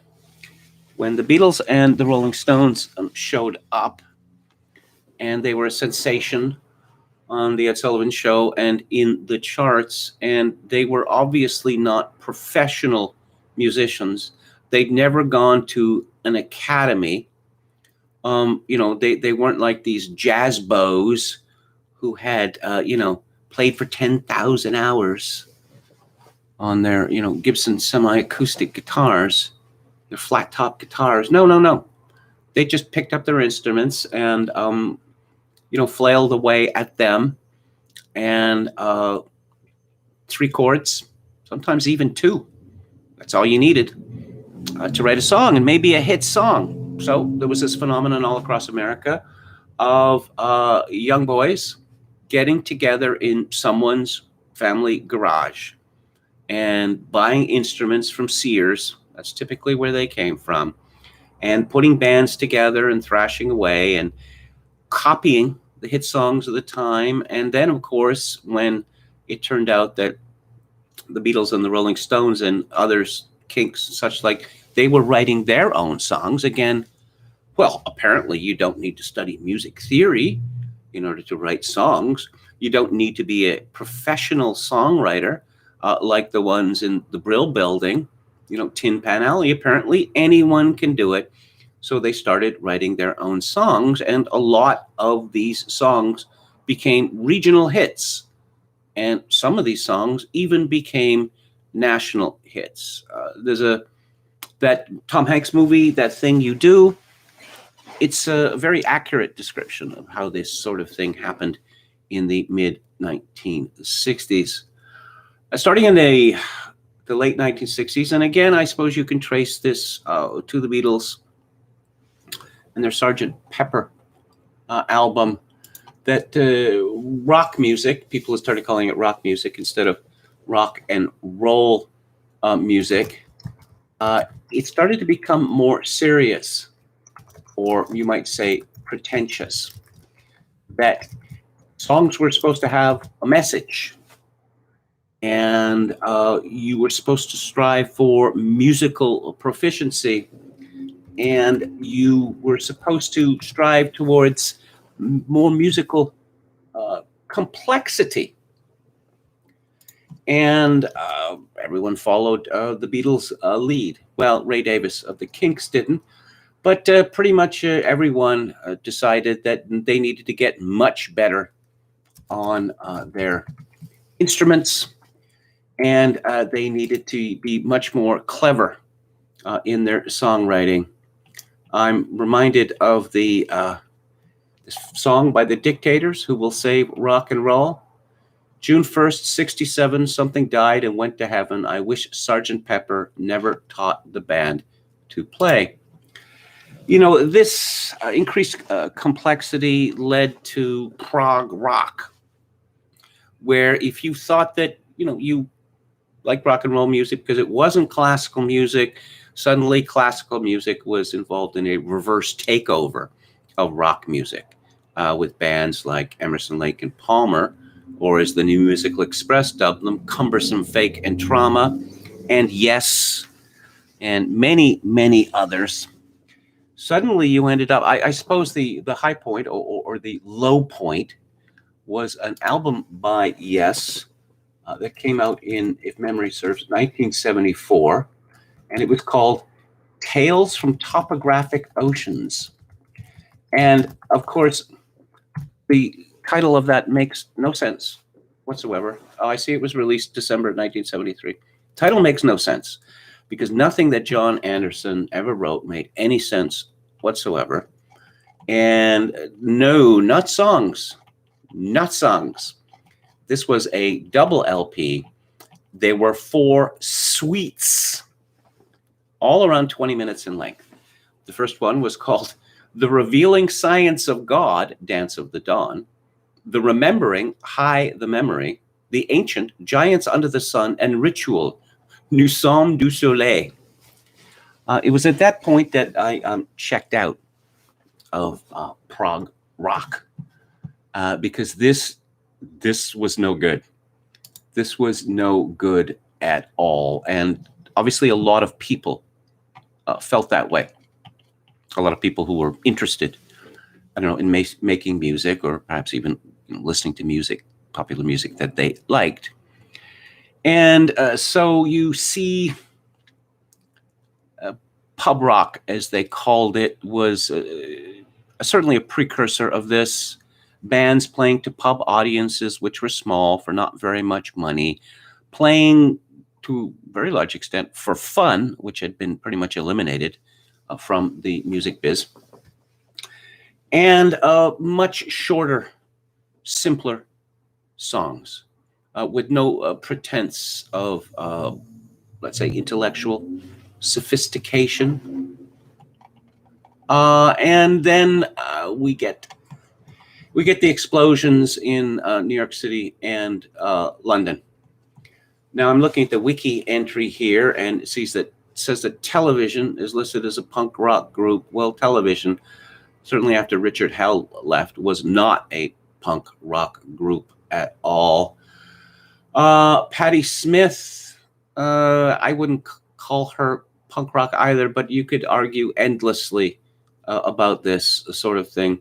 The Sex Pistols, The Clash, and The Damned, certainly the Runaways in Los Angeles, and the Saints in Brisbane. Yeah, I say they're all punk rock bands. I want to say something about this myth which has grown up around punk rock. I see that Andy Partridge of XTC has complained vociferously about this at all. The ground zero myth. That is to say that the people who were the punk rockers, they had no influences, that they started from scratch. That is simply impossible. Simply impossible. Sex Pistols, members of that group had been big fans of David Bowie and Roxy Music, like, most of the young people in Britain, and everybody has influences. The punk rockers that I knew in Vancouver, a great many of them loved Black Sabbath. And I'm sure they saw punk rock as being, like heavy metal, only faster. And that's not such a bad description, actually. But the politics, there wasn't much in the way of politics. And I'm going to talk about punk rock of the 1970s, because the punk rock of the 80s and beyond, and it exists in some form today, it's pathetic, actually. It's an attempt to recapture something that burned brightly and then out. So, Joe Strummer, the leader of the Clash, died in 2002. And it's my belief that their first album, the English edition, is a serious contender for the most exciting record ever made. Strummer never made a better album than this, not surprising, since he became trapped in a political prison of his own making and never really developed as a songwriter. The Telegraph obituary declares that Strummer became the punk movement's voice of anti-Thatcherism. This is a serious historical error. Margaret Thatcher did not become prime minister until May 1979. By then, punk was exhausted. English punk rock was a protest against the Britain of Harold Wilson and James Callaghan and the slow-motion nightmare of national collapse that characterized the period.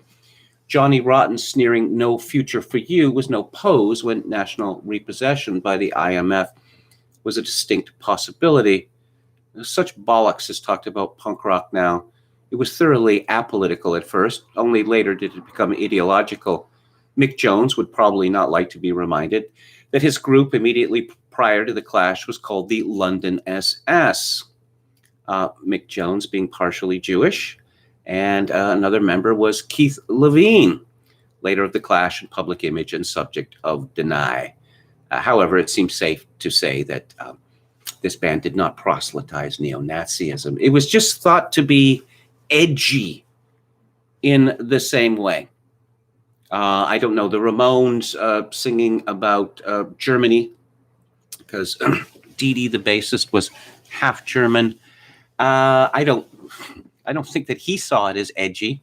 Everyone else did. I remember reading that Seymour Stein, the obviously Jewish record label owner that signed the Ramones, begging Dee Dee to tone down one of his paeans to German strength. Few are willing to remember this now, but at the time, flirtation with Nazi iconography was a commonplace. To give just 5 examples, the Dictators, Blue Oyster Cult, and the Ramones, bands with Jewish members, management, and record company CEOs all did so.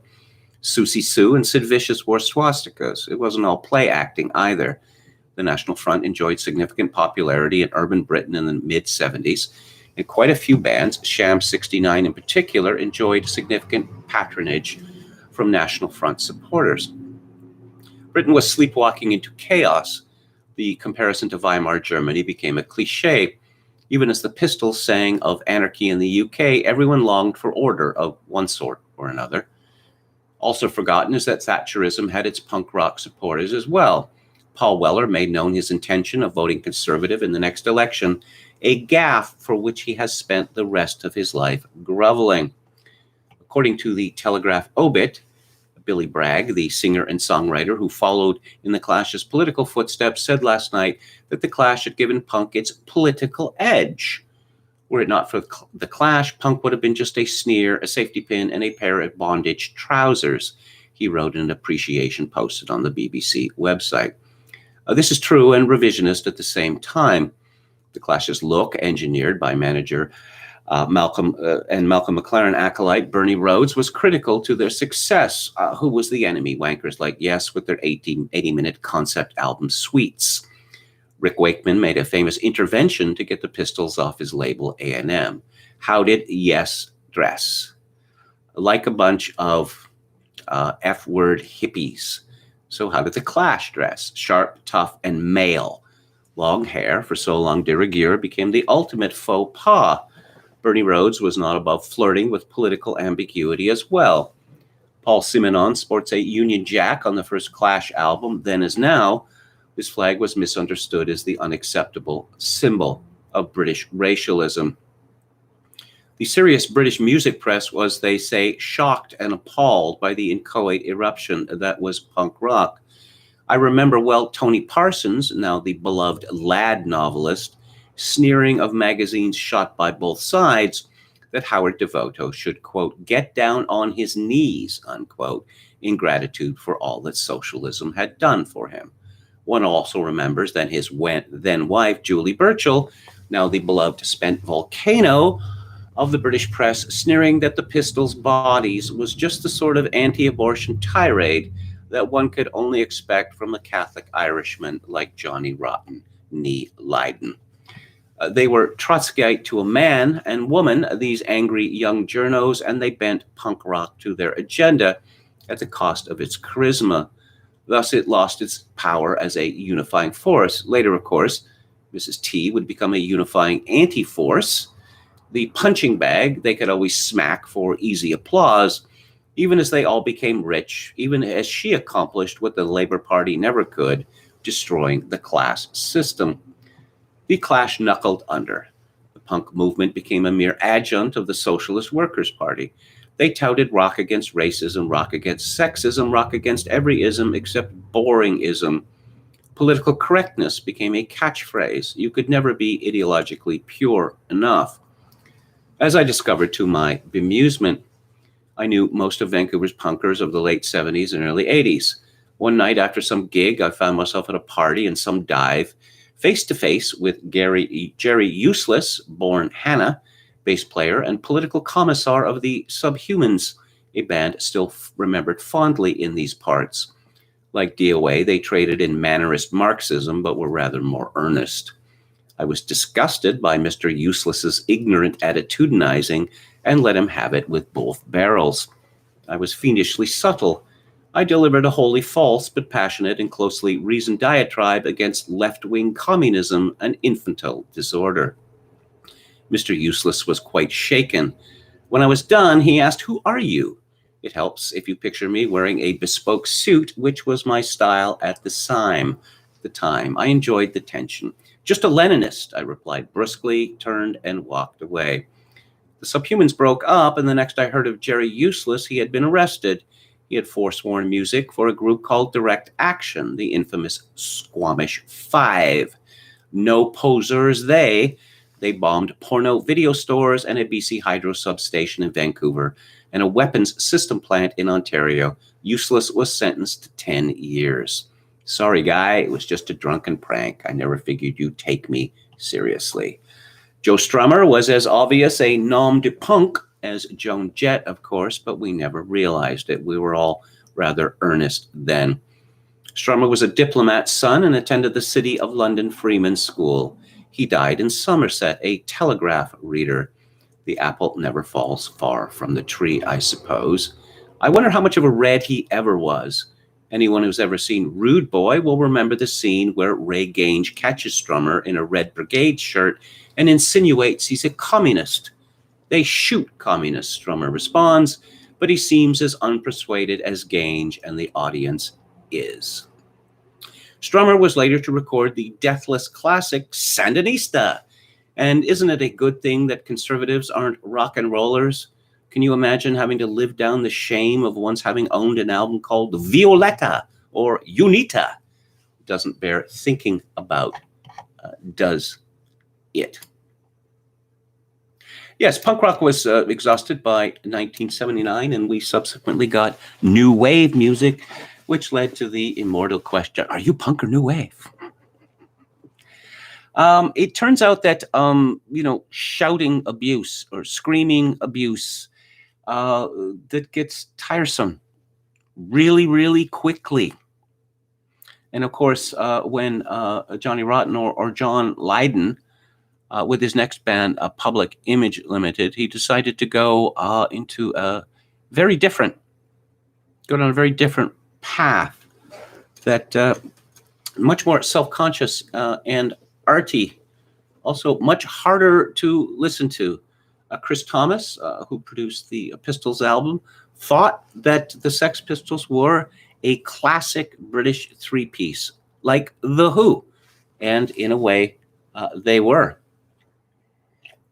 If you look at the, say, guitar layering on that album, never mind the bollocks, we're a long way from DIY punk. A long, long way. There's a fellow in Canada called Warren Kinsella who calls himself a punk, though he isn't, and he calls himself a Calgarian, though he isn't. He lived there for 5 or 6 years. And Warren Kinsella went into politics at a very early age as a backroom boy. He ran for office in North Vancouver, of all places, in 1997 and lost. He practiced as a lawyer. And for some years now, he has been a PR spiv, despite the fact that I believe that he is now over 60 years old. He still trots out this wretched band of his, and they're still, sticking it to the man. And it's, it's one thing for the Sex Pistols, to go out on tours, because there's a very high nostalgia factor there. And these tours make a lot of money. And, frankly, I wouldn't mind too much embarrassing myself on stage every year or so for a tour if it was going to make me, kind of rich. But as I say, Warren Kinsella's band is called The Shit from Hell. Ooh, what an edgelord he is. But he is a proponent of the year zero fallacy. He's also the only man to have ever sued me, largely for repeating his own words back to him. But I have to be very careful about what I say about Warren Kinsella. He's an exceedingly litigious man. I lived in Zeppelin country, said Manfred von Thistlebaum. Gang of Four, says Chogokin 666. Yes, I love a man in a uniform. I'm a big fan of 80s post-punk. Well, yeah. We see a band like Joy Division, and they started off as a kind of witless punk band called Warsaw. And then they changed and got a lot better. A lot better. You know, most of these punk bands are best appreciated as single bands. There's not a lot of deep cuts on their records, but there's a ton of compilations out there. You look at a band like, say, the Adverts, who have a song called One Chord Wonders, which is, I don't know, that is the soul of punk music. I mean, it's outstanding stuff. And the words are, how should I say, quite clever indeed.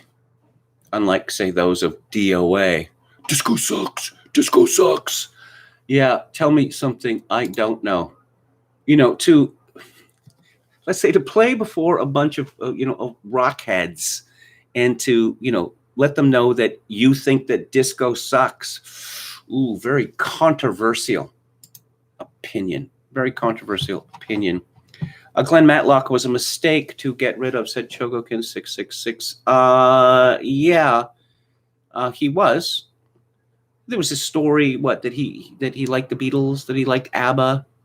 I suppose he also played a Rickenbacker bass guitar, which was, famously the bass guitar of Musos.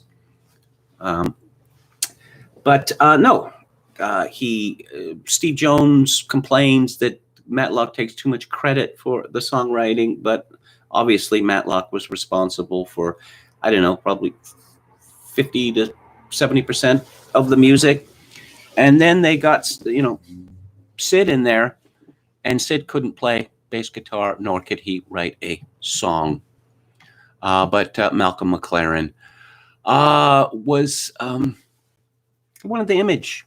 I mean, Glenn Matlock was a friendly-looking fellow, He didn't look mean at all.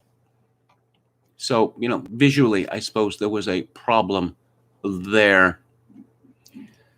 Let Them Eat Jelly Beans blew my mind. The compilation, says Manfred von Thistlebaum. Okay, I'm not familiar with it. I'm New Wave, says Octopus Knight. Metal Mike says, independent-minded punk bands like Agnostic Front were attacked for writing songs about immigrants collecting welfare. The scene was converted into a socialist one through public shaming. Yes, and it became so tiresome so quickly, because the very same people who had been attacking the Labour Party, the punkers, for the collapse of Britain, suddenly they loved the Labour Party now. And the New Musical Express devolved to pretty much just campaign literature for the Labour Party. Rock against liberalism. I don't know. You see, you look at a movie like Repo Man, which of course has a punk score with a lot of LA punk bands in it. Well, what is their message? Nihilism? Perhaps. Ironic comments, perhaps. But again, this earnestness that you see in both the British and the American punkers of the 70s, it couldn't be maintained. It wasn't going to last. Billy Bragg. I've read a lot about Billy Bragg, and his story, as far as I could tell from his own words, is that he's alienated because he has a big nose and he wasn't popular with women. I'm not making this up. This stuff I was saying about, edgelording, with Nazi stuff, part of it, you know, I mentioned that these bands, the Ramones were half Jewish, and the Dictators were what, 3/5 or 4/5 Jewish, and part of it was, it's like, you know, we won the war, so we can make fun of this. In the 1970s, it was possible to make fun of Nazis. Now, no, to do so is to mock the Holocaust itself. No, it's not. No, it's not. But that's what we have been bullied into believing. Octopus Knight says everyone has influences and everyone has the anxiety of influence, the latter perhaps only since the romantic cult of originality and genius. James Murphy has written about this, that popular music now, it's all niches. That if you want to go back to, say, the 1970s, it was possible for a person, I know I did, to know essentially everything that was going on in popular music. Now it's impossible, and it leads to a problem where he gives an example that some band plays some song and someone says, "Oh, this is great. It reminds me of the Velvet Underground." It's like, what are you accusing me of ripping them off? I don't have any influences. This sort of thing. Well, of course, everyone has influences, and you know, one looks for a synthesis. You know. By the way, as far as the godfather of punk, vocally, that would be Mark Lindsay of Paul Revere and the Raiders. Just listen to a song like "Hungry," and it's like he just can't control himself. He's just out of control. And Paul Revere and the Raiders are enormously underrated. Enormously underrated. No Elvis, Beatles, or the Rolling Stones. I don't know. I was sick of the Beatles by that time, and the cult of them. I was never an Elvis fan. The Rolling Stones, it just, the stuff that they were doing in the 70s. I loved the stuff that they did in the 60s, and obviously the punk bands did too. But no, I sort of appreciated it, you know. Every generation that comes along takes shots at the generation preceding it. It's how you, it's always been that way. Neil Terry says, "Greetings, KMG and all. Here's to remaining sane in the sane times, or at least pursuing our own more pleasant forms of mild madness." Okay, search for the performance of Fear on SNL back in the day. I have seen it. It is completely out of control, and the crew members and the audience were genuinely afraid. And John Belushi just, "Oh, you got to have this band Fear. You got to have this band Fear." And I guess, yeah, they're really going to go nuts. And they really did go nuts. Nosism is the real pandemic, says Octopus Knight. I think originally the police would have been classed as ska, said Manfred von Thistlebaum. Fun fact, there was a cult of ska and blue beat in the 1960s in Britain. I guess starting from the middle 1960s and then lasting into the time when blue beat and ska were replaced by reggae. They were skinheads. The people who loved blue beat and ska in Britain in the 60s and 70s, before reggae, they were white skinheads. I don't understand that. People look better with hair. People look better with hair. I don't know, reggae. There was a joke on, what was it, Police Squad? This is the year Dick Clark getting his shoes shined. Dick Clark, oh, this is reggae's year, and Dick Clark saying, no, reggae is never going to become a big thing in America. And then there was the ska craze of the 1990s. Of course, Bob Marley became a big thing in America, and I'm trying to remember the album. What is it, Greatest Hits album or whatever? It consistently outsells every week all the top new releases. Anyway, that is the show for tonight. Next week on Music Monday, I'm going to be discussing the War of the Romantics. I'm going to go back and forth between popular music and I'll call it serious music. Okay. So, what do we have coming up on the show this week? Our movie is on Thursday rather. It is M by Fritz Lang in 1931. It's about a pedophile murderer and the attempts to catch him. And I suppose you could say, the hypocritical sentimentality of criminals. And the book that I will be discussing on Friday is Made Men by Glenn Kenny, which is a description of the making, reception of, etc., and influence of Scorsese's Goodfellas. It also pretty much looks at the rest of Scorsese's career as well. He had influence. He had access, considerable access to Scorsese for the book. So it's not just a rehash of all the many interviews that Scorsese has given over the years. I'll be back on the air tomorrow at 4 p.m. Pacific, 7 p.m. Eastern. If you like the show or any part of it, I would appreciate it if you click on the like button and subscribe to my YouTube channel if you have not done so already.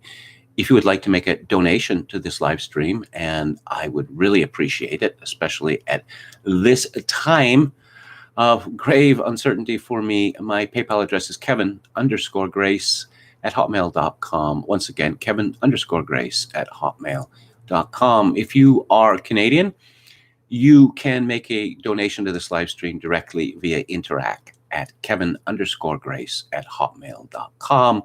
And as always, I leave you with this: in these days of social atomization and civilizational collapse, I do dearly wish that you, my dear listeners and viewers, manage to form a genuine human connection in order to ease the burden. Good night.